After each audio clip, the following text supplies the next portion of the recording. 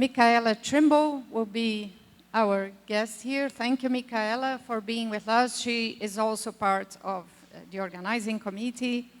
Micaela works at SARAS, the South American Institute for Resilience and Sustainable Studies, and is also a faculty at the Sciences at Universidad de la República in Uruguay.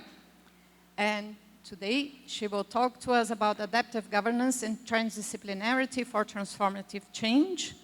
So thank you very much, Mika, the floor is yours.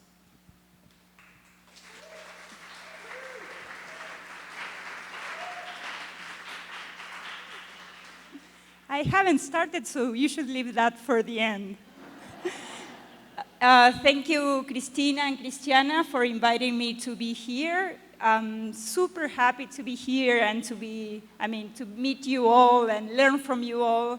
In the coffee break, people were asking what instrument I was planning to play, and so I have to disappoint you because I don't play anything, but I can probably entertain you with some of these transdisciplinary experiences. And thank you, Terry, a lot, because that was great. So the plan for this class is to start with a conceptual introduction of some of these concepts, like adaptive governance.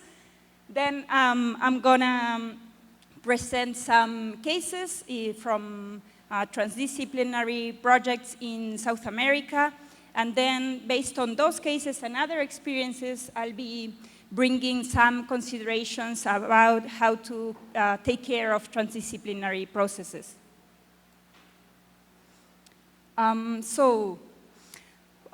These days we've been already talking about social ecological systems and how complex and uncertain they are, because of the two-way feedback relationships between the multiple components and so on. And so the governance of these social ecological systems need to consider this complexity and uncertainty. And so it needs to bring adaptive dimensions and flexibility. And there's lots of empirical research showing that centralized, hierarchical, and top-down governance approaches are not suitable for social ecological systems.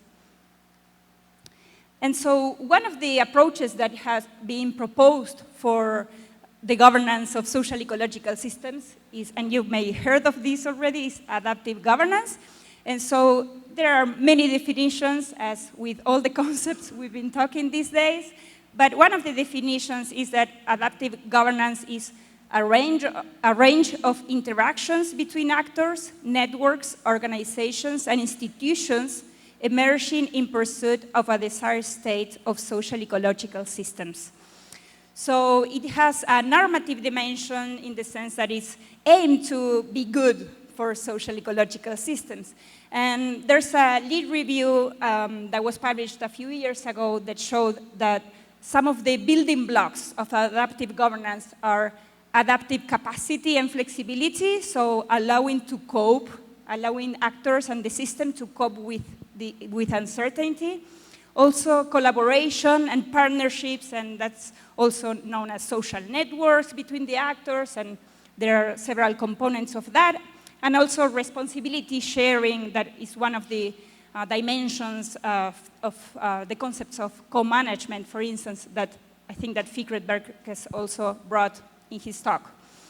Another important component is knowledge integration and learning between the different actors who are part of the governance system. And the governance system, it does not only include formal components and formal boards and interactions, but also informal relationships between resource users, non-governmental organizations, government actors, and so on. And so because of those characteristics, adaptive governance can contribute to the resilience of social ecological systems. And here we are considering resilience as a combination of different dimensions or aspects, including also adaptation and transformation. And so some of the attributes of governance that can confer resilience to a social ecological systems are those that you can see listed there, such as the multi-level and polycentricity. And so some of that is shown in that figure where you can see interconnections or relationships between local and subnational and national or international levels. And also polycentricity entails that power is not just in one center of the system, but there are multiple centers of power that are connected with one another when it comes to making decisions. Inclusive participation of diverse actors is another governance component that contributes to resilience, as well as transparency, leadership, and the others that we have already mentioned, like adaptability and flexibility. And so one of the ways in which a polycentric system can work, or where there is potential to bringing together multiple actors to work together, collaborate, and potentially learn from one another, are multi-stakeholder boards. There are multiple names for that, and even within a country, but also between countries. But those can include basin committees, co-management boards of fisheries, protected areas, or whatever. And so these are councils or committees that are formed of government and non-government actors, and they usually have an advisory role, although that also varies from case to case. I've been interested in these boards for a long time now, and in Uruguay we've noticed a transition towards participatory governance modes in which different legislations have been passed and have included the creation of these kinds of boards for protected areas, watersheds, fisheries, and there you can see the composition of basin committees, for example.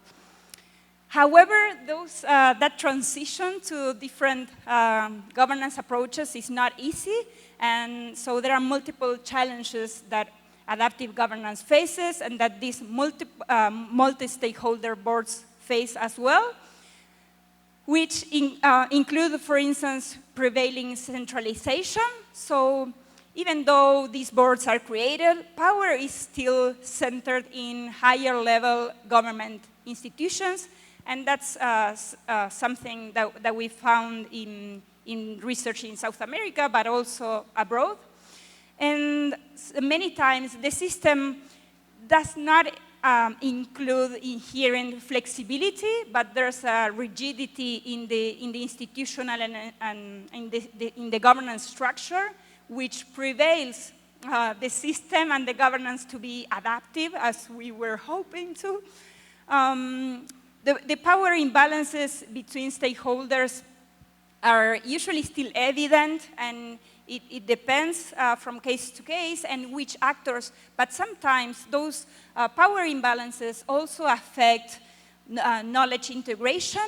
And for instance, in basin committees in Uruguay, in some of them, you can see how when a local person or a member of a non-governmental organization speaks, government and some academics don't pay attention to that person or even talk to one another instead of really hearing what that person is bringing to the table, and they are discussing watershed management, for instance. None of the cases are like that, though. Fragmentation is another challenge. So usually each government, like each ministry works on its own, and there is some intention to coordination, but they are still many times protecting what their institution does, and that there's little openness for really collaborating on doing things together. Human and financial resources are many times a limitation, and sometimes you'll see in Uruguay there's a single person or two people in charge of all the co-management fisheries councils in the country. So how that can happen? Like it's not possible that that's going to work. And And also an important challenge when we think of adaptive governance and adaptability is that these multi-stakeholder boards have limited monitoring evaluation, if they do have it at all.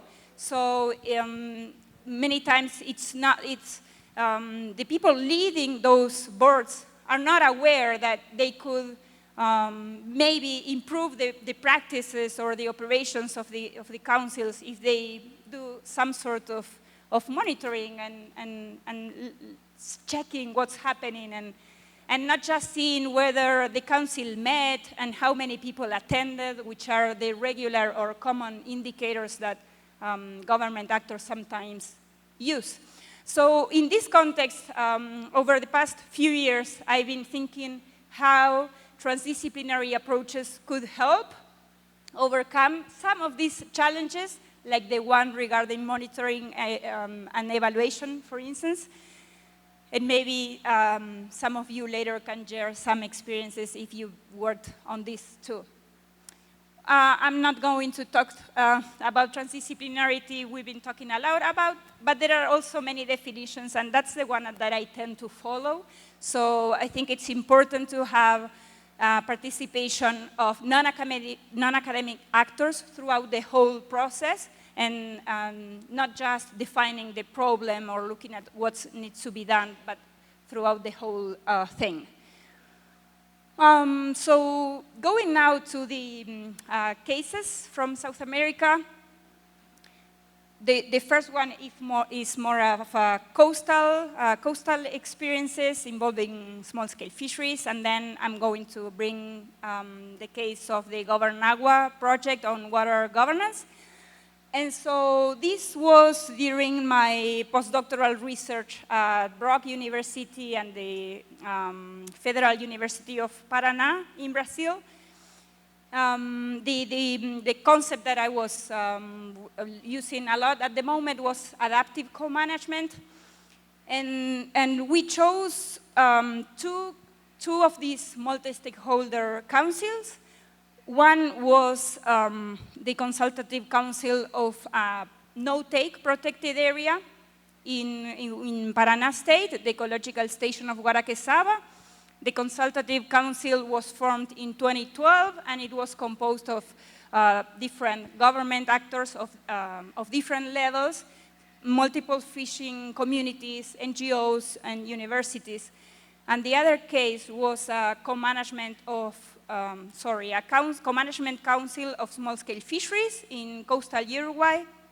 It was a pilot case that was formed before the fisheries legislation creating those councils was passed. It was smaller than the other one. It was composed of the fisheries agency, the local government, the coast guards, and fishers from 2 locations. And so here we were interested in seeing how, through an evaluation approach, we could somehow contribute to embedding the monitoring and evaluation dimensions in the council's operation. So we combined 2 evaluation approaches, one more conventional constructivist and the participatory evaluation.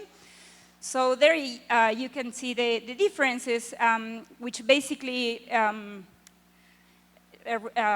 to do with the role that non-academics have in the process.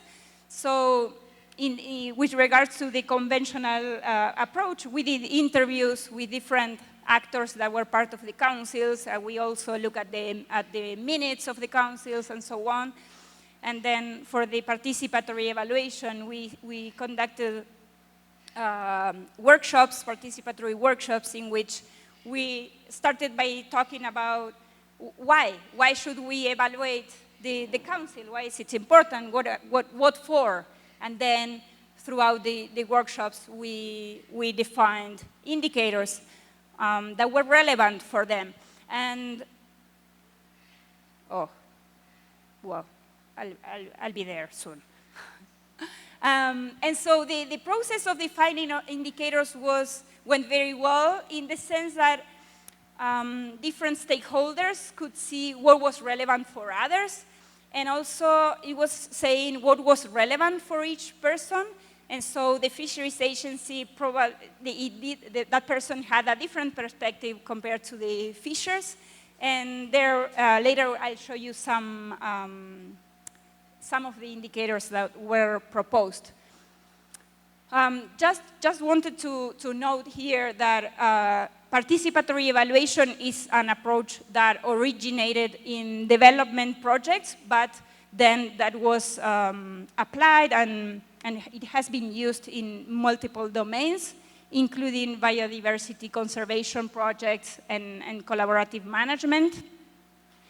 And so the goals of this approach are to improve the evaluation process, and also the assumption is that if participants are part of the evaluation, then it will be easier, or there will be more chances that the results of the evaluation will lead to some changes or outcomes trying to improve whatever that is being evaluated. So I'm using this, we use this approach for co-management councils, but it can be applied or adapted to multiple contexts.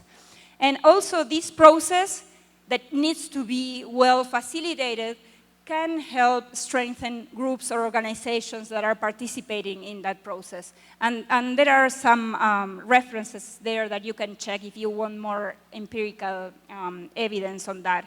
Also, how this process can promote and does promote social learning, meaning that learning between the different participating actors. Yeah, so I already told you about the methods used.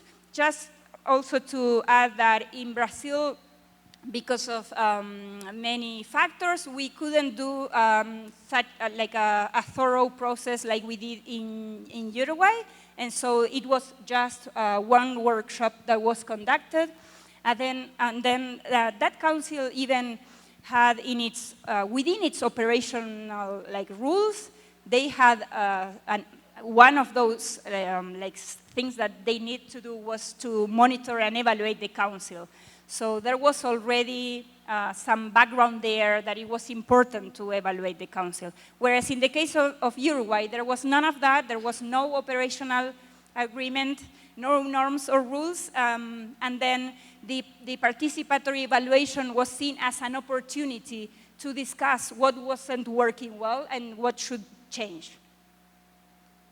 And we did 4 workshops in that case.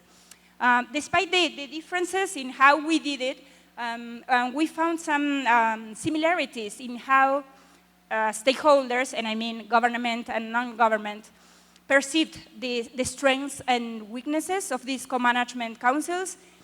And some of these findings are also common to research that we've done on basin committees in Argentina, Uruguay, and Brazil.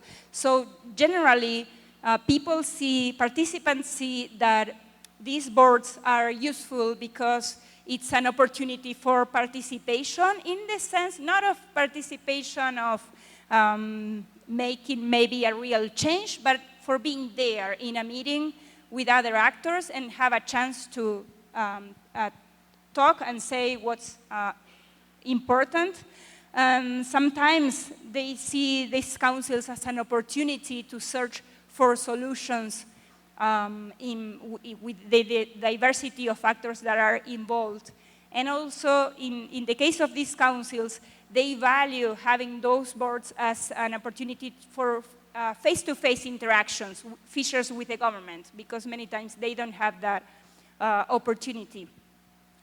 However, even though I listed just 3 and 3, many times the weaknesses are many more than the strengths based on what they comment. And so participants complained about the low frequency of the meetings, the consultative nature, and they wish that they had more, a higher like political impact of the decisions of whatever is proposed from these boards, and also the low efficiency and autonomy of the councils. And sometimes topics are over-discussed in the meetings, so they they feel that there's little action being done, and all of that and other components many times lead to participation fatigue, and so fishers or other actors decide to stop attending. And that's something that we talked with Robson the other day at dinner regarding the co-management council of the national park in Trindade, for instance.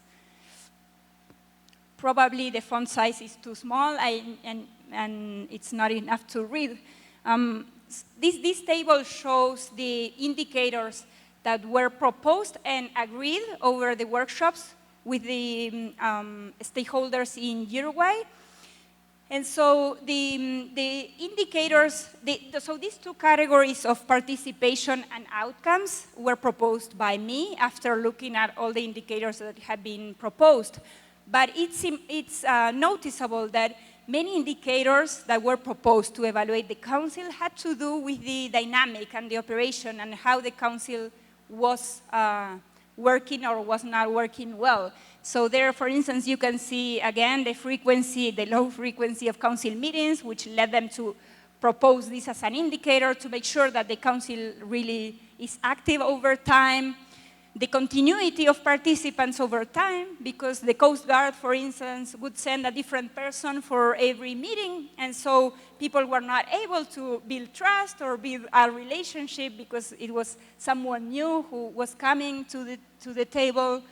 And then also for the outcomes indicators, you can see how there's an understanding of the social ecological system in a sense, because it's not just about looking that the fisheries resources are in a good condition and how the council can contribute to that, but also looking at the coastal trip, about looking at the fishers' quality of life, fishers' organization, which is generally low in Uruguay, and how the council contributes to that, and so on. But also, they propose an indicator about how DINARA behaves. DINARA is the fisheries agency, how that agency behaves when it comes to making new regulations. And so they propose an indicator that says consultations by DINARA to the council before making new regulations. So even after that council was formed, the fisheries agency passed a new regulation without even communicating that to the council. So that's just an example of how this transition from top-down governance approaches towards participatory or eventually adaptive governance, I mean, it's a slow process and it has multiple challenges. For my postdoc, what I did was to investigate the participatory evaluation in itself. I wanted to see whether those workshops, after like those workshops that we've done, if something had changed. And so we interviewed people that had participated and asked them about how their relationships had changed, what they learned, what they thought of the process, and other things. And so we found that cooperation and communication was were generally enhanced as a consequence of these participatory evaluation workshops. However, trust only increased in some cases. And so, for instance, the trust building between the fisheries agency and the fishers did not take place. So there are changes in relationships that take take longer time and take multiple processes, and it's not just about what you can do in facilitating dialogue and bringing people together in a table to work on something that is interesting to or relevant to all of them. So as I said, we also asked about what they learned, and everyone said that they had learned. So the learning, aprendizaje, that word was always being brought up by participants because they saw the evaluation as an opportunity to learning. But for the person from the fisheries agency, then it was more difficult to say what he learned. He said that it was an important process and it was useful for the government, but he couldn't give me an example of something he had learned because he said that he was always in communication with fishers and so on. The fishers, on the contrary, gave numerous examples of what they learned, and one of them was that they learned how to interact better with government people, for instance. And so they were there was more like openness for those relationships or interactions, even though they had sometimes huge conflicts that were underlying somehow. One of the outcomes of the process of these workshops and so on was a series of operational agreements for that council that had no norm, no rule, or anything. And so they proposed how meetings could be called, what the frequency of the meetings should be, how important it was the representativeness of who was there, the continuity, and so on. But interestingly, also, they proposed task sharing. So they said the fishers, that was proposed by the fishers, but accepted by, so these were all agreed upon the multiple actors after some discussion and so on. And the fishers wanted to have some task sharing in convening these meetings. So they didn't want to have just the government being in charge of deciding what to put in the agenda or when to call a meeting and so on. And also, curiously, they included the monitoring and evaluation. And so they said that each council meeting should have some sort of evaluation at the end, and that after some time they should assess what they had achieved, and so on.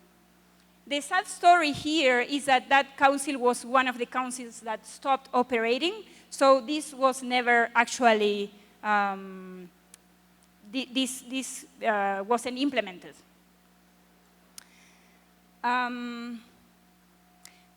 So going now to a different case or cases, this was a project on adaptive and anticipatory water governance that we undertaken from 2019 to 2022, funded by the Inter-American Institute for Global Change Research. And it was a collaboration between Argentina, Brazil, and Uruguay. The Brazilian team was led by a friend and colleague, Pedro Jacobi, and the University of Sao Paulo and the Federal University of ABC were part of this team. And so in this project, we had two watersheds that we focus on in each country. And we were looking at water crisis and how water crisis could lead or could be also windows of opportunity, as Terry was explaining, and what were the changes that crisis triggered, and also where was power when it came to making decisions about what to do in a crisis. The crises that we looked at were different from case to case, but it includes drought, a turbidity crisis, or a bloom of cyanobacteria, and so on. And so we understood the crisis by talking with the multiple stakeholders in each basin through different ways, either like one-to-one interactions, but also workshops, virtually and in person, depending on where we were at regarding the pandemic, which hit when we were just like around the beginning of the project. And as probably everyone could expect, we found that water crises were complex problems that had to do with many aspects, including land use management, climate change, but also water governance and management. So it wasn't just about the biophysical system, but it was also about what decisions had been made before that led or not to the crisis. And in particularly, we looked at how the existing basin committees reacted or acted upon a crisis, And in Argentina, we found that in the Chubut case, the lower valley, that the committee did not even meet, and it wasn't called upon, and it was the provincial government mainly that dealt with the crisis, although they looked for advice or opinions from other actors. In Uruguay, the Basin Committee of the Laguna del Cisne watershed was called upon, but mainly to give information and say, no worries, we will handle this, the government, kind of, and non-government actors were willing to take a different role in that. In Brazil, in the PCJ, Piracicaba, Capivari, Jundiaí river basins, we found more flexibility, and like a task force or working group was formed to discuss actions to take in face of the crisis. And so each case was different. However, in that article, we discussed how when crises occur, centralization is more prevalent. Also, I wanted to bring some examples because the Governança project involved different scales. So we had, in each basin or in each country, there was a team, and different things were going on, that depending on the context. But then we had also some transnational or international collaboration, even between the government actors or resource or users like farmers or non-governmental organizations. In the case of the other basin in Uruguay, the Laguna del Sauce, this is a lagoon, that watershed, we were interested, and there was a master's student, Gabriel Giordano, who was doing his master's on environmental education, and he brought together all the social groups and organizations that were working in the basin, interested to do something for the conservation, either of the basin itself or water quality or similar things. And he invited them to discuss whether first of all, he invited them to introduce themselves, because this is a small basin, but people didn't know each other. And so they had the chance to form, there was an opportunity to form new relationships, and also to think collectively of what they can do together. And at the end of the first workshop, which we generally include like some sort of evaluation or reflections, one person said, only now I understand that this is an invitation, or that we can decide together what to do next. Like he thought that everything was planned, you know, like every workshop, and then we do, and so that was really neat. And actually, over these workshops, which were 3 or 4, I don't recall, different issues were also addressed, like the weaknesses that they saw about the Basin Committee. So there were some organizations who had participated in the past, and they had decided not to do it because it was a waste of time, whereas others were still participating, and they were happy about it, and others that also had some critiques. So that was discussed, and basically, one of their conclusions, I think it was that the Basin Committee is a tool, but there are other ways of doing and acting, and so it was a nice reflection of that. Over this process, a new like collective group, informal organization was formed. They decided to name that Active Network of Laguna del Sauce watershed, and so now these different non-governmental organizations or groups are connected to one another, and they sometimes do things together.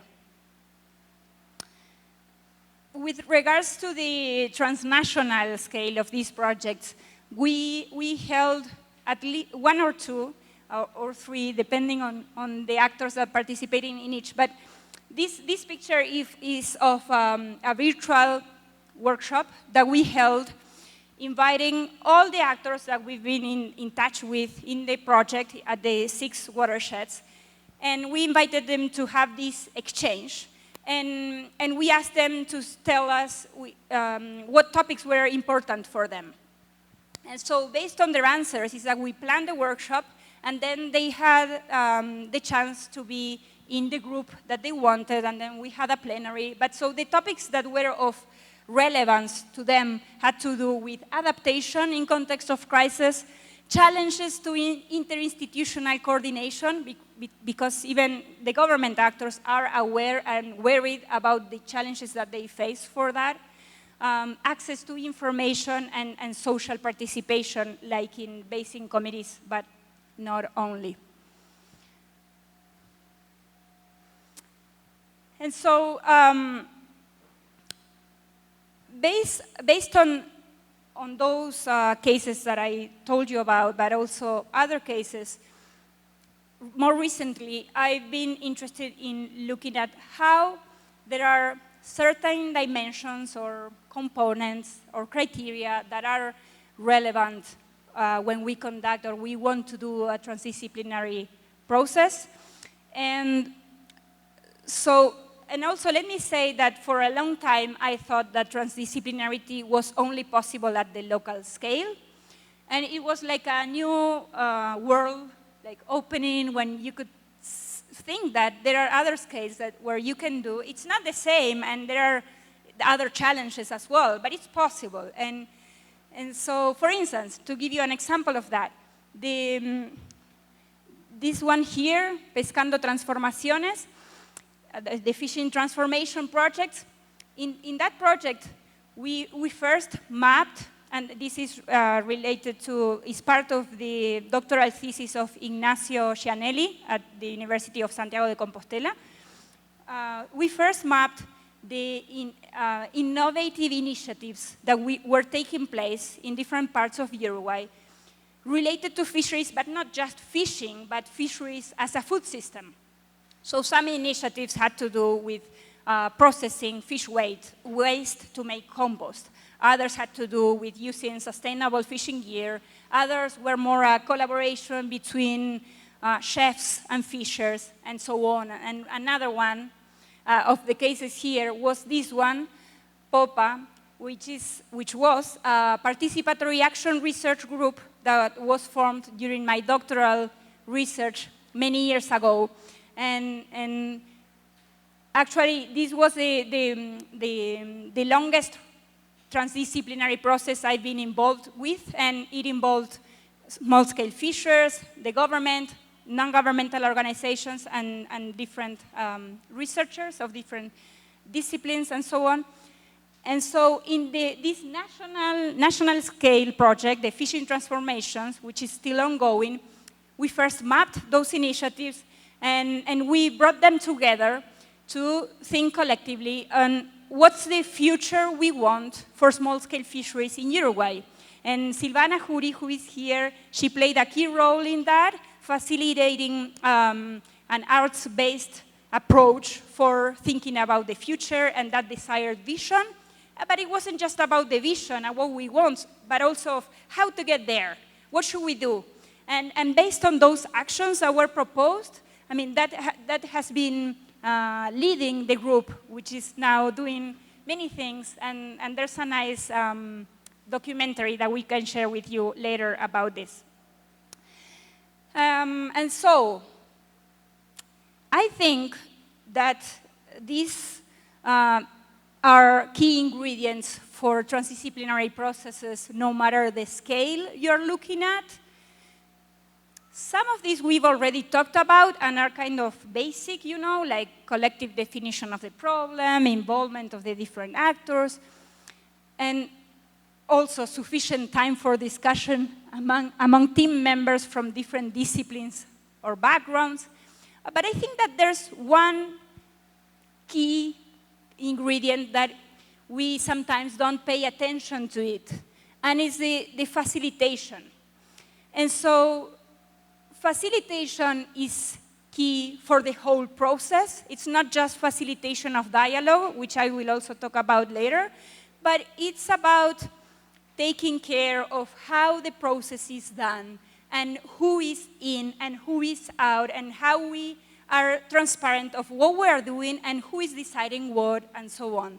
And so usually but not always, as we heard yesterday from the transdisciplinary experiences led by non-governmental organizations. Like usually this is like an academic team, either small or big, or one person facilitating the whole process. But also, the whole process needs to be taken care of, and that requires time. And even last year, after an event at SARAS with Silvana and Ignacio Gianelli, we were talking about how we maybe hadn't really like sat down to look at this and say what we need to care of better, maybe, you know? But also the facilitation of the dialogue isn't sometimes taken care enough. So we cannot bring to the table multiple actors and assume that they will be open to talk with everyone in the way that we expect, with respect and being patient and so on. So it's very important to start by sharing some and proposing and also maybe discussing together what's important to care and to have that dialogue. So these are known as rules for good dialogue. There's a facilitation institute in Uruguay, and I learned that from them, although I'm not a trained facilitator in the sense as Patrick was saying. I've been learning from here and there. And we adapted those rules this is at the very beginning of POPA in 2011. We proposed some rules and then say, what else is important to you? And this flip chart was always in the wall, and sometimes fishers would refer to that to ask others to be either more respectful or not to speak for too long, and so on. So here it says, like, all opinions, knowledge, and data are welcome. That was for the case of POPA, and we were looking at the interaction and conflicts between sea lions and the fishing activity. Listen carefully to what others say. Be open-minded when listening to others' opinion, which might differ from yours. Be respectful to everyone, and so on, and we all come to learn. And the open-mindedness thing, there's a fisher, a small-scale fishery in Piriápolis, where I live, who still brings that example in sometimes, and this was like almost 15 years ago, and he said that through those participatory research workshops, he really learned you know, instead of just hearing, or not hearing, because sometimes when someone that you don't like speaks, you just kind of block yourself, so it's like, he learned to be open-minded, hear, you know, reflect and say, and then respectfully say. And disagreements are always welcome, but you need to create that safe space for talking about disagreements in a way that conflicts are do not get worse. And sorry, and this was a project that we conducted last year, and it was the shortest one, and I don't think that it's doable to do a short transdisciplinary process. It's like kind of, it's ongoing, the funding ended, but the project still is doing things. And so we worked with fishers from multiple locations of Uruguay, looking at how climate change and climate-related dimensions were affecting the fisheries as a social ecological system. And we also found that climate change wasn't the main concern they had, and that was also an interesting topic of discussion. And we built a map collaboratively in which, using photo voice method, we shared their pictures and stories that they sent through WhatsApp messages, and so I should have included there the link for you to look at that later. So throughout all these transdisciplinary processes, we found that transdisciplinary really has as outcomes social learning, knowledge co-production, strengthen social networks, empowerment of local actors, or some of them, and transformative change. And sometimes these are things that you read from cases in different places, but when you see that happening, in my case at least, it's like, okay, this is really the way to go.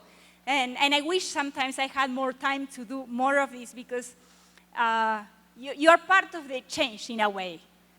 And I also, and I'm about to wrap up soon, I wanted to share with you some reflections from non-academic participants of the Governança project. Closer to the end of the project, he said that through the project we learned that transformative change can only be reached through the convergence of multiple actors and institutions. It's necessary to meet each other, know their views, and propose transformations that fulfill communities' concerns and needs. And that were other meaningful expressions like that one.